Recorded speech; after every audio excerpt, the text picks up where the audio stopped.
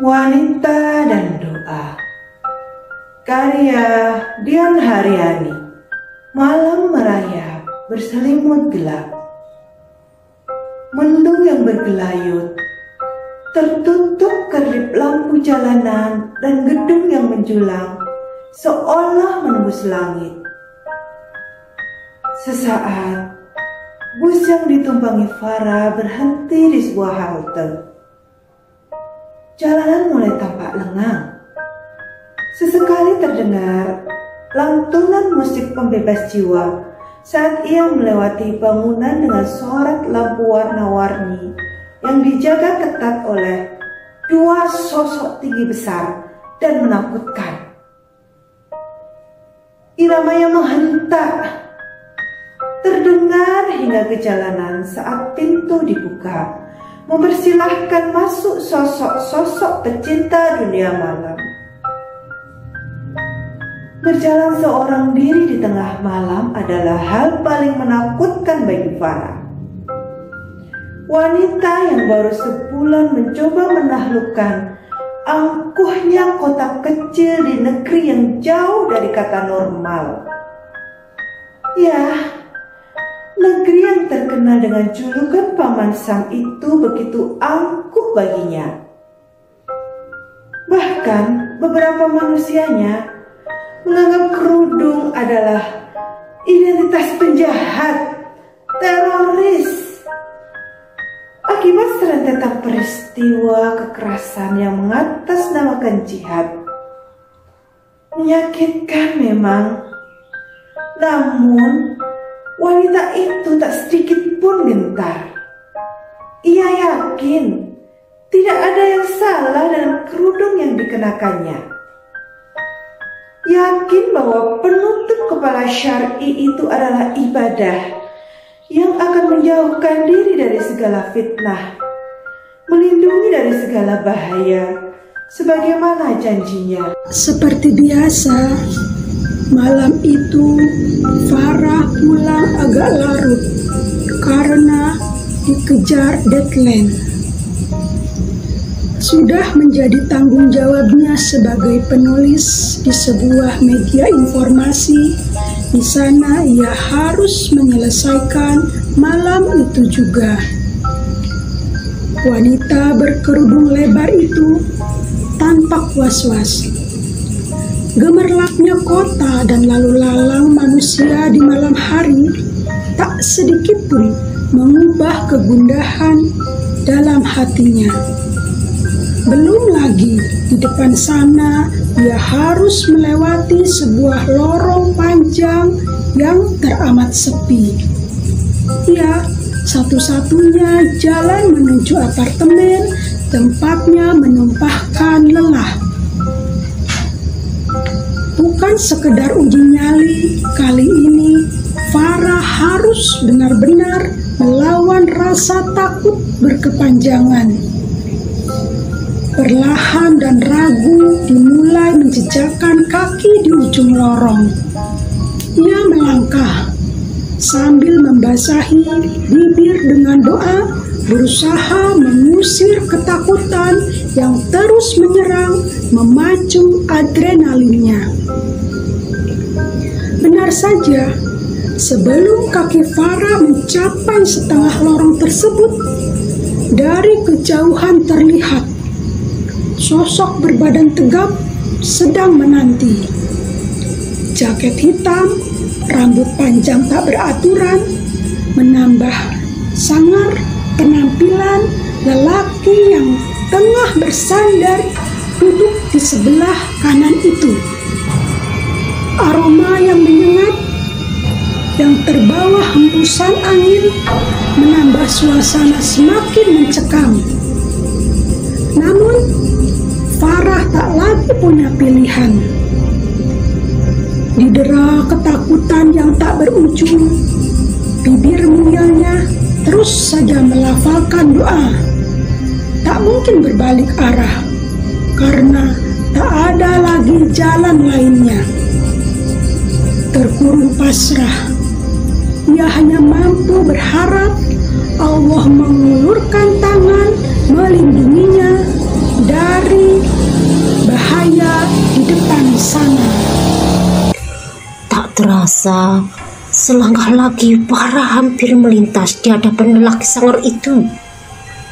Sebuah pisau di tangan tampak mengkilat terkena pantulan sorot lampu jalan sempit tersebut. Degup jantung Farah tiba-tiba berubah.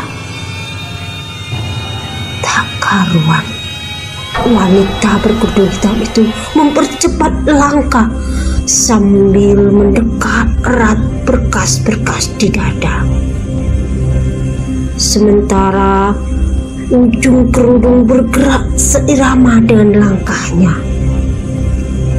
Dalam keadaan tubuh yang gemetar, dia tak sanggup lagi membayangkan sesuatu yang akan terjadi. Dia pun tak henti mengharap sebuah keajaiban.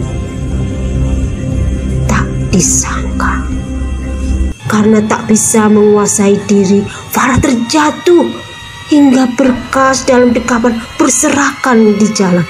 Ya, hanya berjarak 2 meter dari sosok menakutkan tersebut. Allah, lindungi saya, beginya. Cairan bening meleleh tiba-tiba. Kedua tangan gemetaran mengumpulkan kembali berkas yang berserakan. Dia pasrahkan semua pada Yang Maha Kuasa, jika memang ini takdirnya. Namun sungguh di luar dugaan. Sosok berandal itu bergeming sambil menatap Farah yang ketakutan, lalu membiarkannya pergi, berlari menjauh hingga tak terlihat lagi. Sesampainya di apartemen, Farah segera mengunci pintu rapat-rapat. Takutnya lelaki itu mengikuti. Napas Farah masih tersengal-sengal antara takut dan lelah berlarian menghindari sosok tersebut. Ia segera mengambil segelas air mineral sambil duduk di sofa menenangkan diri. Selanjutnya ia membersihkan luka di lutut akibat terjatuh tadi. Ia tak habis pikir, mengapa lelaki itu membiarkannya pergi begitu saja. Dalam hati gadis itu tak berhenti mengucap syukur. Keesokan pagi, Farah ternganga. Berita di sebuah stasiun televisi membuatnya tak percaya. Hingga tubuhnya terhempas di sofa. Lemah, tak berdaya. Seorang lelaki dengan ciri-ciri seperti sosok yang semalam dijumpainya telah ditangkap karena kasus perkosaan, perampokan, sekaligus pembunuhan. Kejadian persis di lorong yang semalam dilewatinya, dan dalam selang waktu yang hampir bersamaan, Farah kembali meneteskan air mata. Dalam hati tanti dia bertanya, mengapa? Rasa penasaran yang melanda menuntun langkah Farah menuju tempat di mana lelaki sangar itu berada sepulang kerja. Beruntung, kantor polisi dan tempatnya bekerja tak terlalu jauh. Perlahan, seiring langkah Farah, ketakutan yang semalam berubah menjadi sebuah rasa penasaran yang harus segera menemukan titik terang. Farah yang jujur menemui penjaga dan menyampaikan keinginannya untuk bertemu lelaki tersebut. Benar saja, Farah melihat lelaki di balik jeruji adalah sosok yang semalam membiarkannya pergi. Why you just let me go?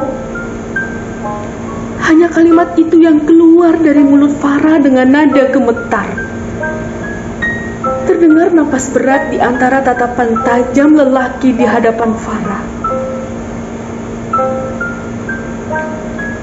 I saw two men with turban beside me, tall and bigger than me.